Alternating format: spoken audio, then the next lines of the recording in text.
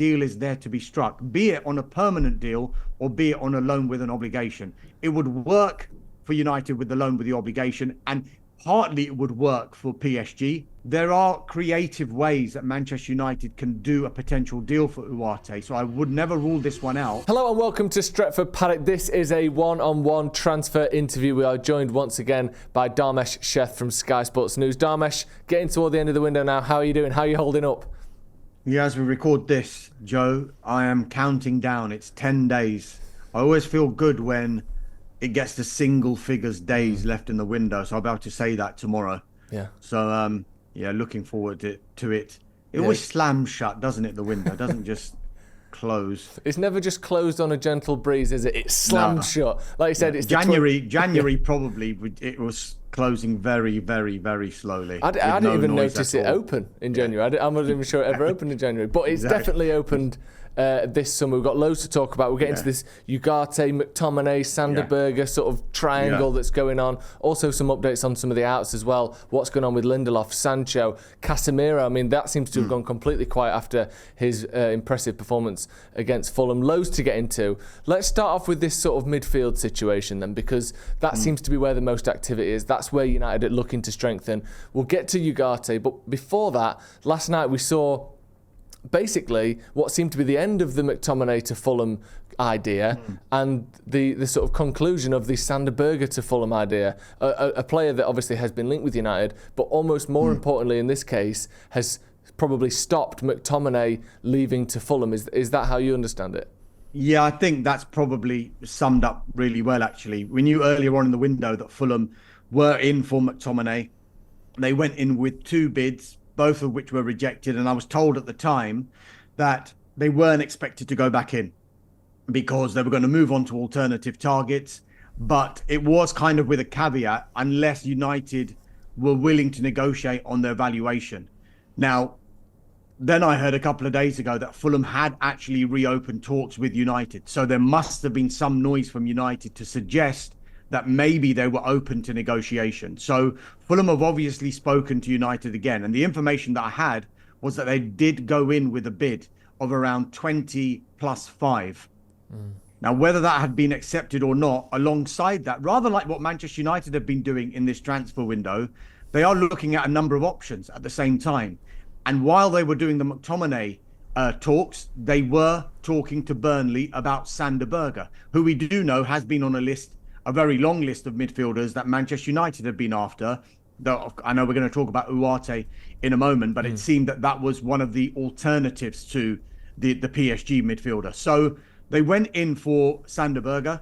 I got information last night. We were actually on the transfer show when the information came in that Fulham had actually made a bid for Burnley, which was the same amount that they'd offered United for McTominay. So that was £20 million initial payment plus £5 million in performance-related add-ons, and it seemed to accelerate really, really quickly because that got agreed very quickly. He's having a medical now, I think, Berge at Fulham, and he should become, all being well, a Fulham player.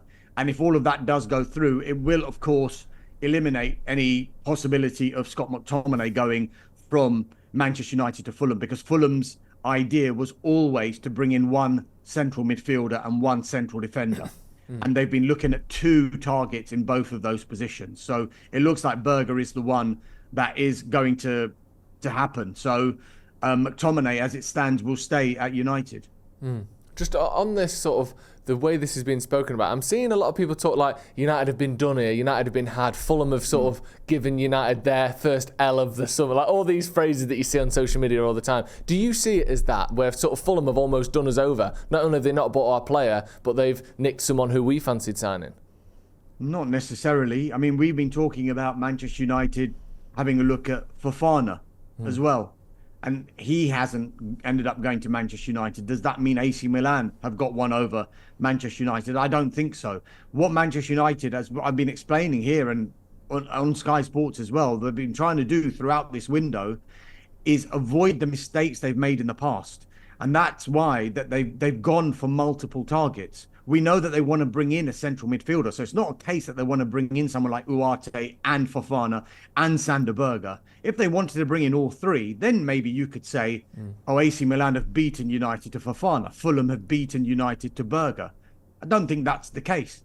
I think it would have helped had Fulham dealt with United over McTominay and they agreed a deal with United over McTominay. That would have helped United in their pursuit of a midfielder to bring in. But I don't think it should be looked at as Fulham have got one over United because they've signed Sander Berge. Yes, Berge was on a list, but I don't think he was the primary target. He was a player that they looked at and they held talks with Burnley over. That's as far as it went. Just on McTominay then, before we get to Ugarte, like I said, we might as well sort of wrap up the McTominay angle of this. You said that it looks like he'll stay at Manchester United now. There's also been reports of interest from Napoli. I think they're the primary other sort of party that we've heard linked there. Do you think those talks could sort of reignite? Do you see Napoli still being interested? Or would you say, as you sort of alluded to there, that McTominay is most likely to stay at Manchester United now? Napoli are interested. There is a real interest in Scott McTominay. However, I think theirs is a more problematic deal to do only because they would require funds to get a deal done for McTominay. And I think the way that they would get their funds, not only to fund McTominay, but also potentially Lukaku as well and Billy Gilmour, who I think they're after, would be to sell Victor Osimhen. And the Osimhen deal looks like it's going to drag on until the final hours of this transfer window. So, I mean, United and McTominay himself will want to have some sort of cut-off point before, he decides where he wants to go. But I will make one thing clear. Manchester United, for their part, have always been consistent in their stance on McTominay. Publicly, Erik ten Hag has backed him. We've heard interviews with Erik ten Hag backing Scott McTominay. He brings us something different. He scores goals. He scored 10 goals for United last season. He came off the bench against Fulham on Friday night. If a deal was close to happening, would you risk a big money deal falling through for a player getting injured? Or, I mean, you could look at it another way. If they were in talks with Fulham at the time, then it might have been a message to Fulham, look, he's still our player. We're still going to play him until you meet what our valuation is of the player. Now, the only way Manchester United would sanction a deal for Scott McTominay is twofold. One, if Scott McTominay specifically asks to leave the club. And number two, if coupled alongside that, if United get an offer that meets their valuation.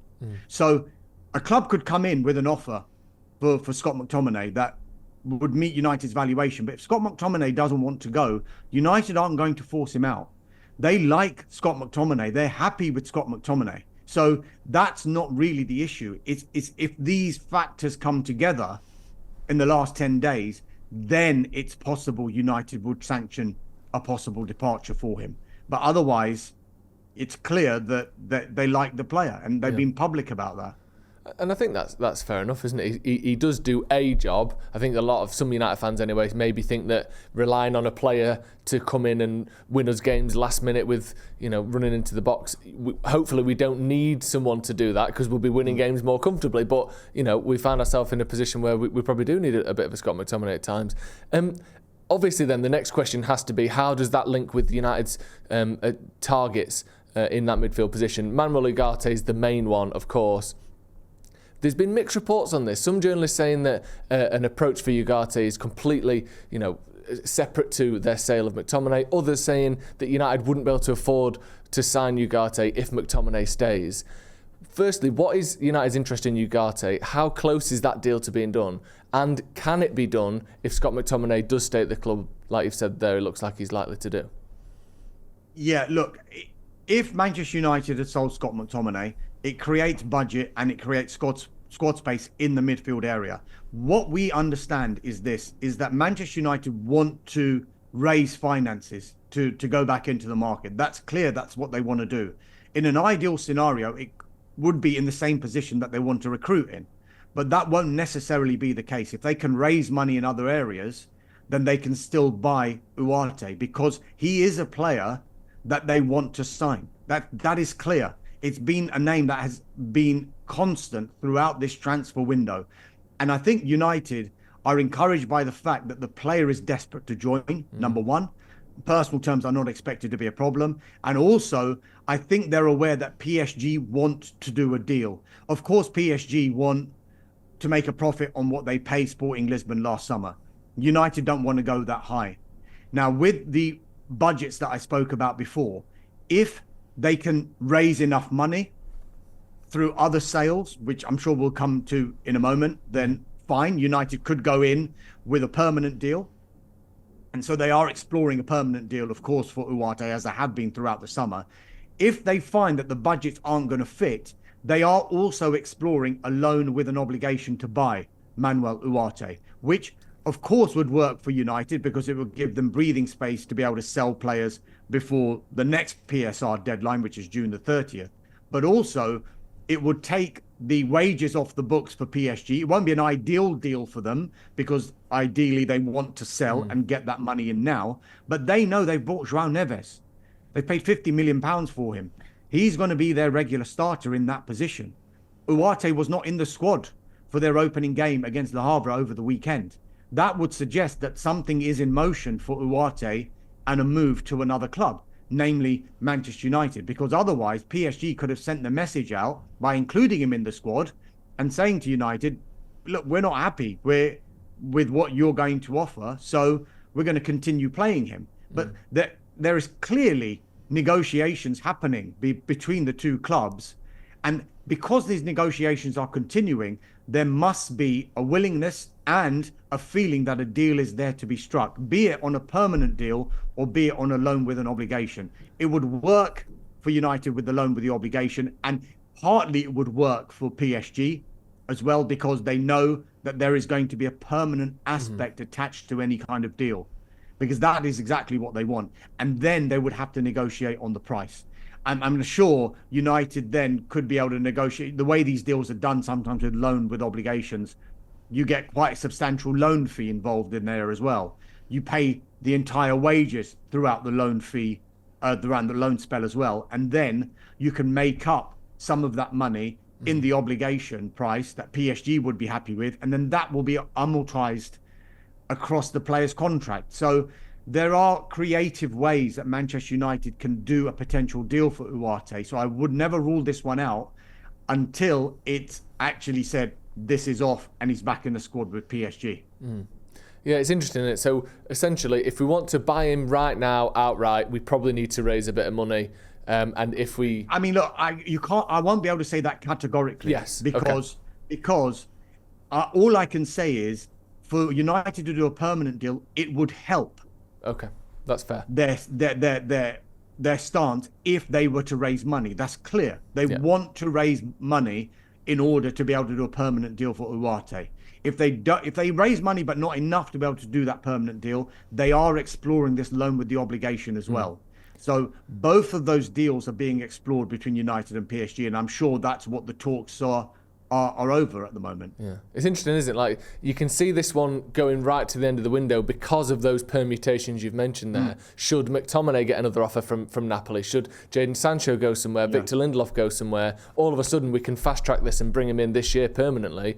Or, and I think the Victor Osimhen situation, of course, might be a factor as well, because as much as Chelsea are working on a deal for Victor Osimhen, they can't meet his wages at the moment, and it'd be a very difficult and complex deal to do. Whereas in the background, PSG are talking to Napoli over Victor Osimhen, and maybe they want to leave it as late in the window as possible to maybe bring the price down with PSG. So it's not just United who are trying to do this. Is how transfers would work. Every club will be trying to do this.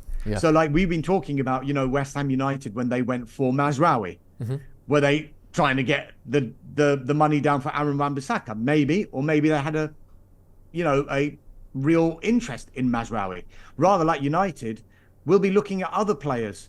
Yes, they will have genuine interest in players like Sofian Amrabat and Sander Berge, but it doesn't harm them to have that out there, because PSG might think, oh, are they moving away from Ugarte? We actually still want to do this deal. It's just fun and games until this window closes. It's all very political, isn't it? It's all and hopefully United have got some people in there who have done more of these deals, who know the sort of the game of chess that is, transfers at this level a little bit more than the people who've been doing it over the last few years. It does seem like that in this window. Yeah, they've made 4 signings before the window started. It's not usual for United to do that, especially the profile of signings that they've made as well.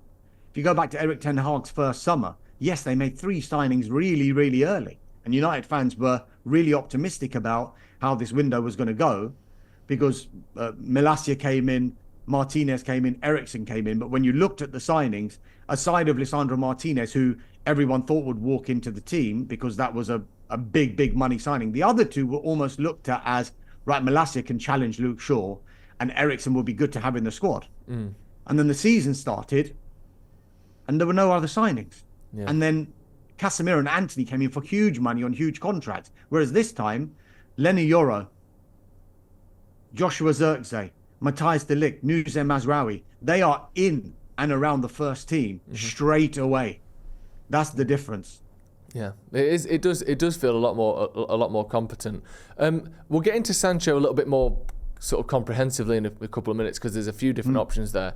But could there be a sort of Sancho element to this Ugarte deal? I know some people have ruled it out, but it seems like there's so many plates spinning here that anything could happen. Do you think he could be part of a swap, or we give you 50 million, you give us 50 million, and we'll both put it down on the books kind of deal? Do you think Sancho could be part of this Ugarte PSG swap?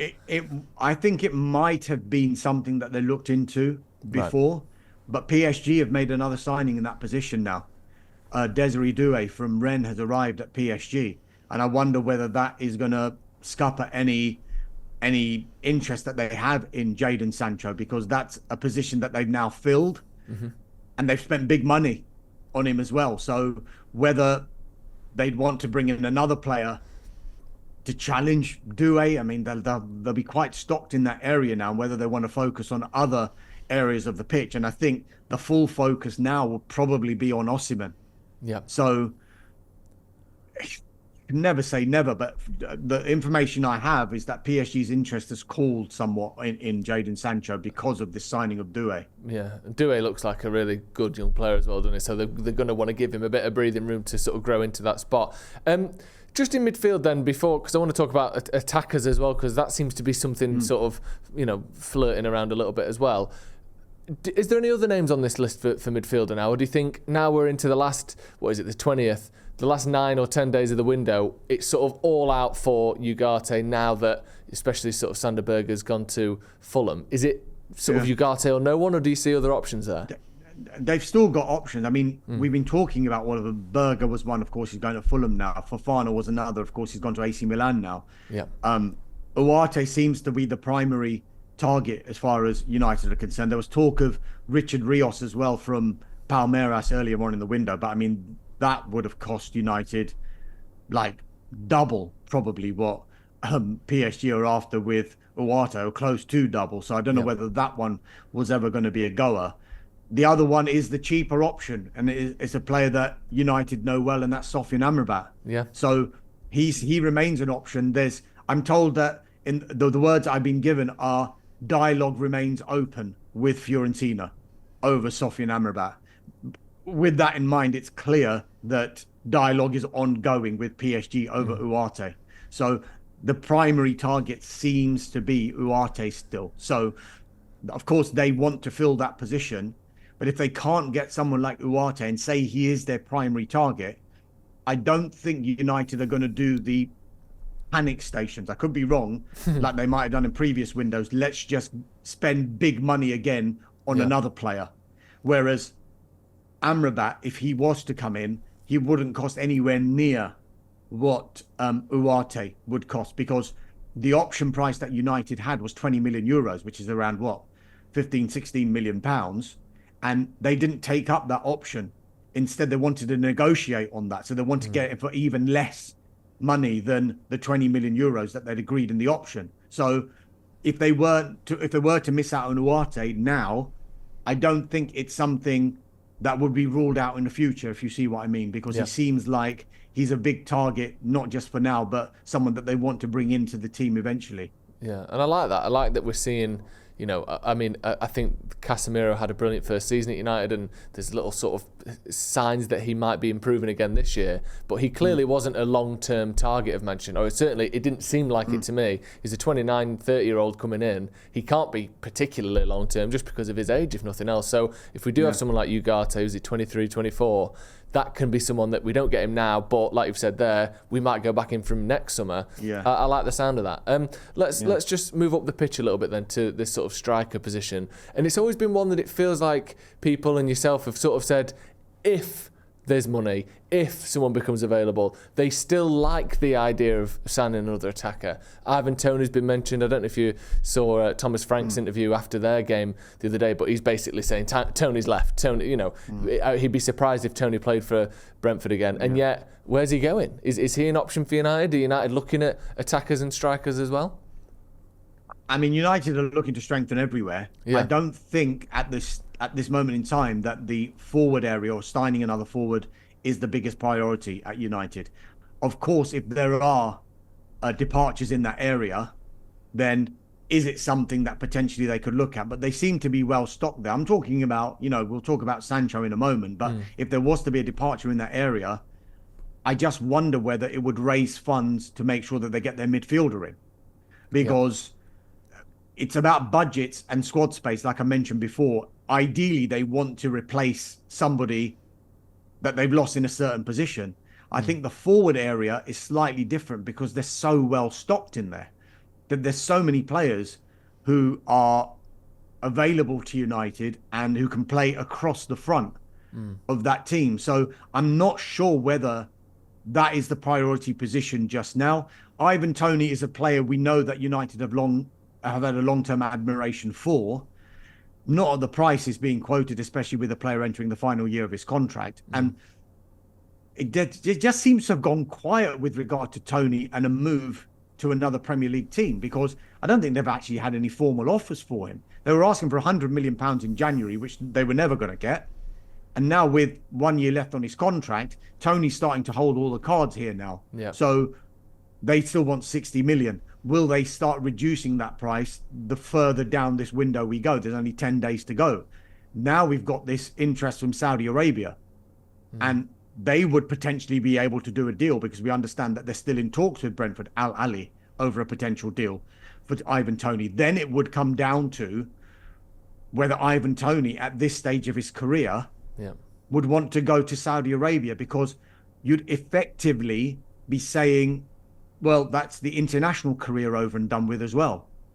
If you go to Saudi Arabia, that's what I would predict would happen, unless, you know, the manager is like, no, I'll go and watch him. If he's still doing a job, then he's still got a place in the team. But it's clear that, you know, you're not always going to get your way if you go to Saudi Arabia. But I think one thing that Toney would have to think about is he's 28 years of age now. And throughout his career, he's been at clubs where he hasn't been, well, he's been an England international, and he's been much wanted by a number of Premier League clubs, big Premier League clubs as well, but he hasn't reached those high wage brackets as yet, those really, really high wage brackets just yet. So I just wonder whether he might be thinking about that as well. Financially, is this the move to make to secure his future in his life, sort of thing? So, you know, it's easy for people to judge, why would he go to Saudi Arabia? But, you know, you put yourself in his position, it's something you might have to consider. So United, as I said, long-term admiration for the player. Would they go in for him? You never say never, but it doesn't seem at this stage to be the priority position. Yeah. I think, like you said, if someone came up to you and said, we'll triple your wages or quadruple your wages, but you have to move somewhere else and you're not going to play in the Champions League, a lot of people would think about that, especially if you're someone who's come through the ranks and played a lot of years in the Championship. So I do get that. Look at the players that have gone there. Yeah.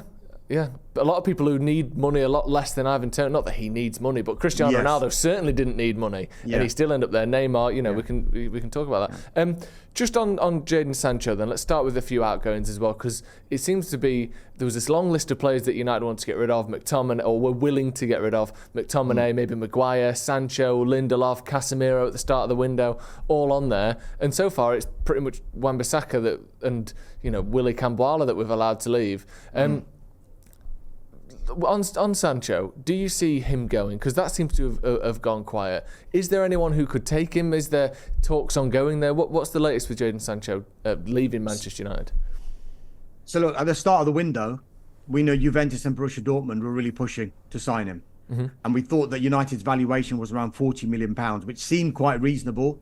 But even Juventus and Borussia Dortmund, big clubs, going to be playing Champions League, they couldn't afford to do that deal. Then there was this interest with PSG, and we understood that personal terms weren't expected to be a problem. Sancho himself was open to that move, and then for whatever reason, PSG couldn't agree that deal with United, and of course they had other options that they needed to look at and other positions that they wanted to strengthen, not least that central midfield area where they wanted to bring in João Neves, and that was the priority for them. So that kind of got delayed, and in the meantime, Erik Ten Hag and Jadon Sancho, they made up, and everything seemed hunky-dory for Jadon Sancho again at United. He was reintegrated into the team. He played a part in pre-season. Yes, he didn't play in the opening game with an ear infection, and if we can't take it and anything but face value at the moment.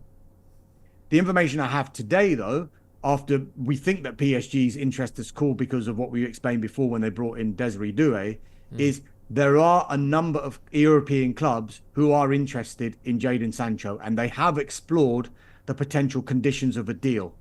Now, it is going to be a difficult deal to do because of the finances involved and also because of how much time there's left in this transfer window. Would then United, rather like they're trying to do with Ugarte at PSG, accept something along the lines of a loan with an obligation? So at the moment, this is the situation that we do know that there are a number of clubs who are interested. As it stands, Jadon Sancho will stay at Manchester United, but I'm told just to keep an eye on that situation for the remaining 10 days, because things can change very, very quickly in a transfer window. And if United find a deal that may not be a permanent deal initially, but comes with a permanent aspect, I'm not saying they will definitely do the deal, but I'm saying they will take a look at it. Interesting, yeah. So one to keep an eye on there with Sancho then, because it seemed as though it had all gone cold there, but by the sound of it, there is still interest in him, and whether United, like you said, can find a suitable sort of approach. It resurfaced again because of his absence in the team, in the squad. You know, up until a week before the opening game against Fulham, there was talk that Jadon Sancho was going to be leading the line, remember? He was going to be playing as the false nine in that game because of the injuries and that Zirkzee may not have been up to speed by then. That was the talk. And then to not see him in the squad at all, people start putting two and two together. Oh, right. Okay. We thought he was going to play false nine. Does this mean he's leaving now again? Are there other clubs interested in him? I'm not going to say he's going to leave, but there's definitely interest in him. Interesting. Victor Lindelof is another player who, again, it seemed like he maybe surplus to requirements. And then all of a sudden, like 3 days ago, his girlfriend or his wife, I'm not sure their relationship, posts a picture of him on crutches walking around. I didn't even know he was injured. And now he can't even put weight on his leg or whatever's going on there. Is there any potential for him to leave, or will that injury put an end to, Victor Lindelof it depends how long that injury's for, and whether a club will come in for him and then maybe use that injury to try and get a better deal for Victor Lindelof. But Lindelof holds the cards here in that he's into the final year of his contract. He could just sit it out and say, right, in January, I'll reassess my options. Because at the moment, he's really far down that pecking order at United. If you look at the four first choice centre halves, Martinez, De Ligt, Lenny Yoro when he's fit, Harry Maguire, and maybe even Johnny Evans, because they did give him that deal. They gave Johnny Evans a 1-year deal. They're not giving Victor Lindelof a deal, even though they're under contract for the same amount of time, both players. you see what I'm trying to say here? So as far as Victor Lindelof is concerned, I don't think United are going to open talks over a new contract for him. There has been interest from Fenerbahce. When you put two and two together, they're managed by Jose Mourinho, of course. He was the manager at United when Lindelof signed, and their window closes, I think, a week or two after the window in England closes. So then there's not that immediate rush if it is to be a Turkish club. But then there's not that immediate rush for Victor Lindelof either. He could basically just say, I'm happy to stay at United. I'll assess all my options. I can maybe do a pre-contract agreement with a club outside England in January, or just assess everything again in the summer and leave for free. So that's his prerogative and that's his right. If there are suitable offers that come in, of course United will listen to them. Yeah, I think when you list them out there as well, I think Martinez, Yoro, De Ligt and Maguire is a very strong sort of your first kind of unit of defenders there. I think that's an excellent sort of back four centre backs. Obviously, we need to get Yoro fit again, and hopefully, I mean, either way with Lindelof, it's one of them. And like you said, we'll know probably in the next few days, but also by January, he's going to be looking at other clubs and going somewhere else. It's a relatively short term time left at Manchester United, isn't it? Yeah. Just on Casemiro, then that's another one who. At the end of last season, he was left out of the FA Cup.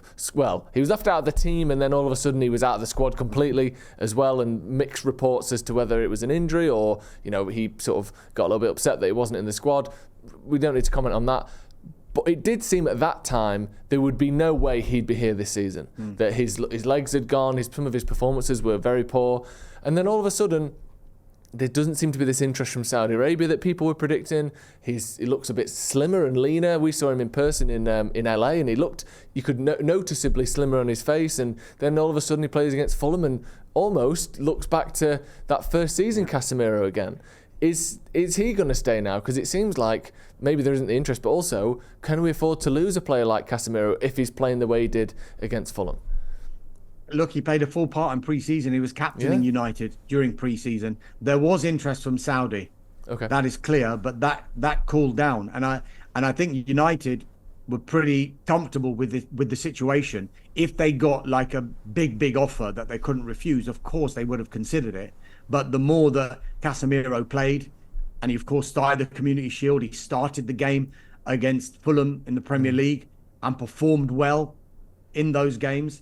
Like you said, is this first season Casemiro coming back again? That and Erik ten Hag, in his defence as well, and in United's defence, they've always, like I've said about McTominay, publicly they've always said Casemiro has been an important player and can be an important player for Manchester United. And I think, he was almost the scapegoat for everything that went wrong for United last season. He was almost the poster boy for all of United's ills. Now, if you think about what happened with Casemiro last season, you could argue that he didn't have the season that he had in the first season. Take aside his fitness issues and whether people thought he might have not been as fit as he was in his first season. He was playing in front of a defence last season that constantly changed every single week. I think at last count, there were 15 different centre-back partnerships, and he was one of them. He was involved in one of those centre-back partnerships. Yeah, so it was. I found it quite a little bit unfair to have judged him on what he did last season, because you're trying to protect a defence that you don't know who's behind you half of the time. The first choice centre-backs, Lisandro Martinez and Rafael Varane, how many times did they play together last season? When they were playing together in the first season, together in Casemiro's first season, and Casemiro was in front of them, everyone was raving. Look at this partnership. This is from the Real Madrid days, Varane and Casemiro. Look how well they play together. They understand each other. Casemiro knows exactly where they both are. That's how it's such a good protection of those two defenders. But not only was it a good protection of those two defenders, it was also a trust from Casemiro of what was behind him. So he knew that he could do certain things in midfield because the defenders behind him would be able to mop up, or he could trust them. If he was trying to do the same things in midfield last season, it's not going to work, because you haven't got a consistent back four at any point of last season. Suddenly, Community Shield starts, first game of the season starts. Yes, of course, you've got Lisandro Martinez back and Harry Maguire was starting those games as well. And, when you look at that situation, people will say, well, if you look at the order of preference of their centre-backs, such as the strength, and you've mentioned it, of the back four, is Harry Maguire now maybe the fourth choice centre-back? Well, if you've got an £80 million defender as fourth choice centre-back, then you're looking pretty strong in that area. Good. And I'm sure then Casemiro will look behind him and will have a little bit more trust about what's behind him. And also, it can't be underestimated the number of injuries they had in midfield as well, the likes of Mason Mount and others. However you thought he performed when he did play, he was out for the majority of last season. They represent legs around Casemiro who can run for Casemiro. And then you've got a player in Casemiro who's got such know-how because of all the experience that he's got. He's going to look better. So why not utilize what Casemiro can do in a team when, and touch wood as far as United fans are concerned, everyone stays fit? Yeah, I agree with that. I like that as a sort of bigging up of Casemiro as well. It is true. I mean, I think it was always startling to me that he looked like his performances had dropped off so much that there must be more going on than just he's completely lost his legs. But then you look at some of those performances, you think, some of the kind of lazy sort of slide tackling that he'd do instead of tracking his man and all that. But like you said, that triangle in that first season of Martinez, Varane and Casemiro was so crucial. I think there was a point up till about April where we hadn't lost a game with those three starting. Like, it was exceptional. So, hopefully that Casemiro is still in there. There was that other stat as well, wasn't it? Casemiro, Eriksen and Bruno. I think. Yes. When they played together in the midfield, I think they ended up losing a couple, but there was up until Christmas or something, it was a huge run of games when they didn't. Yeah, exactly. Just as a sort of and finally kind of question, are there any other sort of targets or shock names that you think United could be linked with in the last sort of 10 days or so of the window? Or we've covered. I mean, we've gone through everything there, but is there anyone else that you think keep an eye on this one? I don't want to say his name again because we've spoken about him for what seemed like 88 transfer windows, but they will. This should not be taken in any way, but other than how I'm saying it. I'm so excited for what you're about to say. No, you're not going to be. You're not going to be. It says that United will always have an eye on Frankie de Jong's situation at Barcelona. I knew you were going to say it. I knew it was going to be that. I'm not saying they're going to sign him or anything. They'll always have an eye on his situation, and that's only because of the long-term admiration that they've got in the player.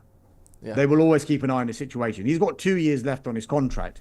There's reports emanating out of Barcelona and all doesn't seem well there. But listen, they will always just keep an eye on what's going on there. The other deal that is close that we haven't mentioned that will create squad space and raise, albeit a small amount of money, is Facundo Pellistri.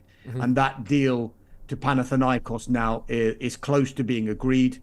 It's going to be a permanent deal finally for the player because I think United have sent him out on loan 3 times, I think, since he joined in 2019. And I think now they want, and probably he wants to make that break now so that he can, get roots at a certain club and then prolong his and develop his career in a stable environment so that he knows where he's going to be for the next 3, 4, 5 years. So Panathinaikos are close to agreeing that deal. Once it's all agreed between the clubs, you'd expect him to have a medical in the coming week or so. And I think that deal is probably worth around £5 million. But Manchester United will have a significant sell-on inserted into that contract, as they have with all of the players that they seem to be selling at the moment. Yeah, we've done a bit of that. Interesting. Okay, great. Right, thank you, Dharmesh. It's good that we can actually talk about actual deals happening. I still can't get over how poor and quiet it was in the winter. Now there's actually stuff happening, and there's plenty to look forward to over these next 10 days by the sounds of things. So thank you very much for coming on. No problem. Cheers. Right, that's going to be all from us. Hit subscribe to the channel if you haven't already, and hit like on the video. Looks as though United's still working hard on that Ugarte deal. Whether it's a loan, whether it's a permanent deal, it looks like something could happen there. Hit like on the video if you haven't already as well. This has been a one-on-one interview with Dharmesh Sheth from Sky Sports News. We'll see you in a bit.